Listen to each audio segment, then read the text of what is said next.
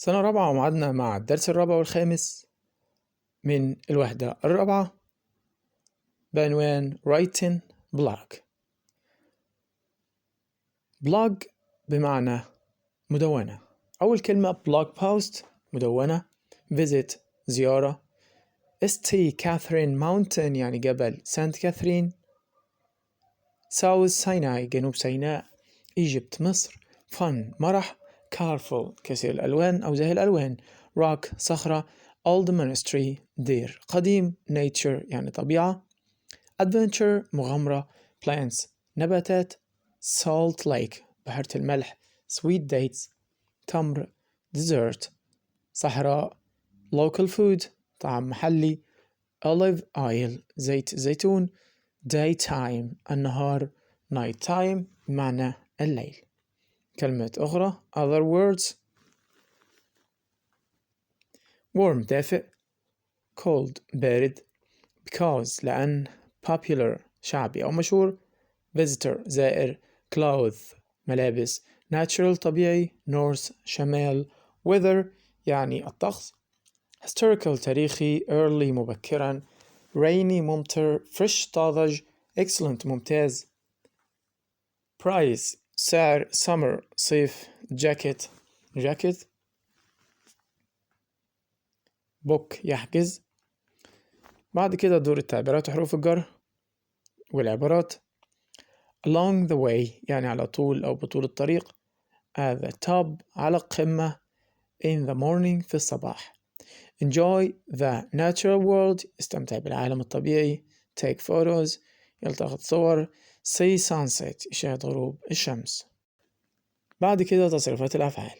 عندنا أول فعل هو climb الماضي بتاعه climbed. book يحجز الماضي بتاعه booked. الأفعال غير منتظمة wake up ماضيها woke up. wear الماضي بتاعها wore. swim swam. bring brought. نيجي لدور الجمل. أول جملة بتقول tourists wear warm clothes because it's cold. رقم 2 along the way they see colorful rocks and small plants. رقم 3 at the top they visit the old monastery and learn about its history. 4 St. Catherine is a popular place for nature and adventure. 5 People can learn about history and enjoy the natural world. بعد كده يجي دور writing كيفية كتابة مدونة how to write a good blog. أول حاجة بنختار عنوان جيد. طيب العنوان الجيد ده بيدل على إيه بقى؟ أو بيقول لنا إيه؟ بيقول للقارئ إيه هو موضوع المدونة. رقم 2 بنقول اسم الكاتب. نبدأ بكلمة باي وبعد كده اسم الكاتب. بنقول التاريخ. رقم 4 بنضيف صورة أو رسمة. 5 بنضيف المعلومات. و6 بنستخدم كلمات وصفية يعني وصف للمكان أو الشكل الرائحة الأصوات أو الشعور بحيث إن أنت تخلي القارئ يتخيل المكان.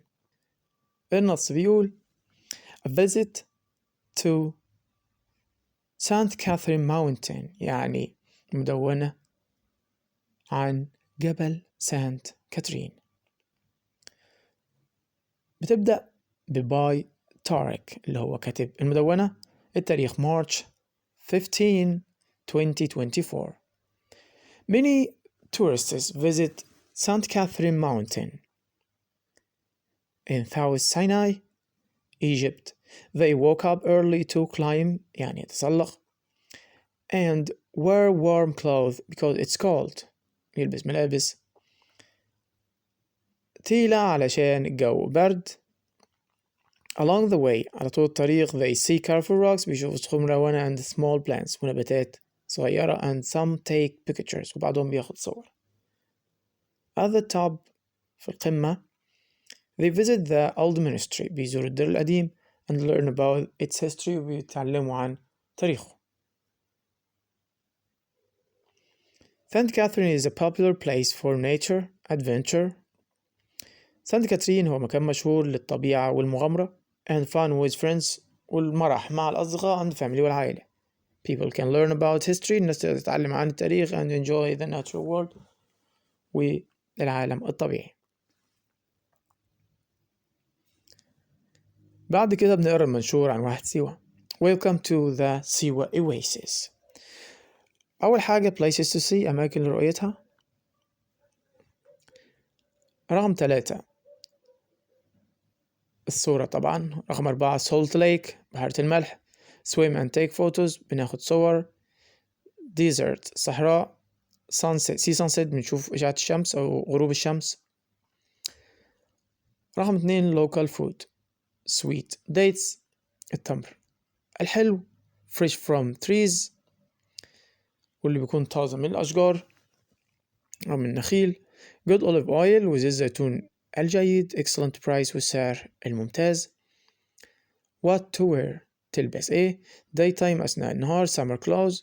والnight time bring a jacket بالليل بتحضر جاكيت. وبعد كده كلمة book يحجز. now رقم التليفون أو الإيميل. كيف تصمم منشور؟ زي بقى نعمل منشور زي ده. أول حاجة بنبدأ بالمنشور. نبدأ بالعنوان الرئيسي المين heading زي welcome to the Siwa Oasis مرحبا بك في واحد سيوة. رقم 2 نضع عناوين فرعية subheadings places to see و local food و what to wear دي اسمها عناوين فرعية. رقم 3 بنضيف صورة أو رسم image زي ما في صورة في الرسمة اللي قبلها أو المنشور اللي قبله.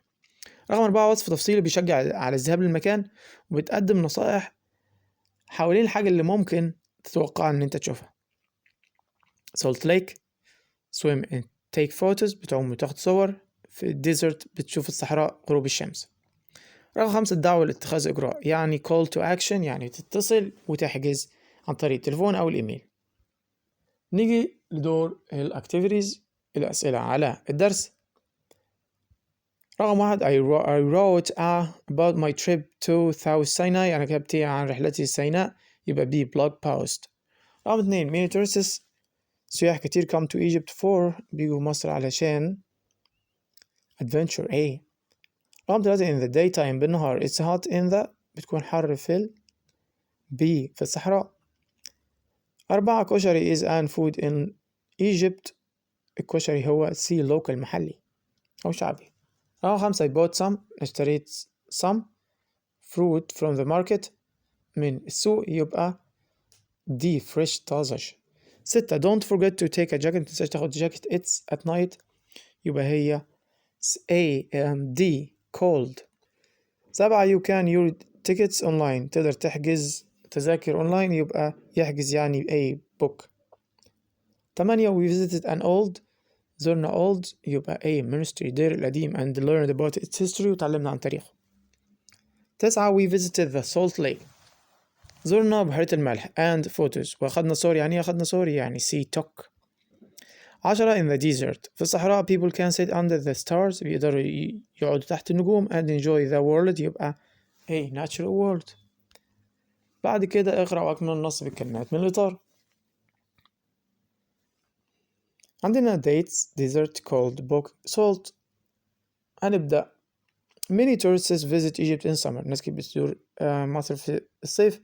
they trips to see the Salt Lake يبقى book يحجز رحلات عشان يشوفوا ريحة الملح and enjoy the fresh air ويستمتعوا بالهواء المنعش.